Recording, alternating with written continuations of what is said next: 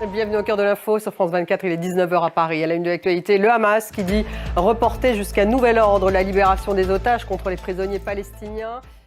Le débat dans une dizaine de minutes consacré justement à ce sommet de l'intelligence artificielle. Quelle est la place de la France dans la course américano-chinoise justement qui concerne l'intelligence artificielle? Quelle est la place également de l'Europe? Où se place-t-on dans cette course? Voilà les questions que nous allons poser à nos invités. Dans 10 minutes, le débat. Actualité au Proche-Orient, le Hamas qui dit donc reporter jusqu'à nouvel ordre, je cite, la libération des otages contre les prisonniers palestiniens avec Israël.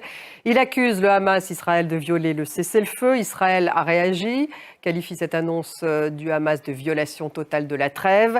Et Benyamin Netanyahou qui annonce avancer la réunion de son cabinet de sécurité à ce soir. On voit tout cela avec notre correspondant à Jérusalem, Stéphane Amar. Le sommet sur l'intelligence artificielle est organisé à Paris, au Grand Palais. Il a lieu pendant 2 jours. On en parlera dans le débat, dans 5 petites minutes. Dans le reste de l'actualité, le président roumain sortant, Klaus Iohannis, a annoncé sa démission.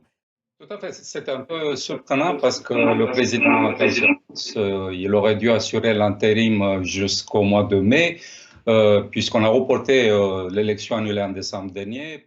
Merci Mireille Brad, donc en direct de Bucarest, en Roumanie. En France, une nouvelle journée de mobilisation des agriculteurs à la frontière franco-espagnole. Les raisons de la colère, les normes, disent-ils, et les contraintes qui pénalisent leur activité. Michel Perrier. Merci de nous avoir suivis. Restez avec nous, on se retrouve dans quelques petites minutes pour le débat consacré à l'intelligence artificielle à l'occasion de ce sommet co-présidé par Emmanuel Macron au Grand Palais à Paris. On va faire un point sur cette course mondiale à l'IA, à la technologie. Quelle peut être la place de la France face à la domination américaine et chinoise? L'Europe est-elle à la traîne?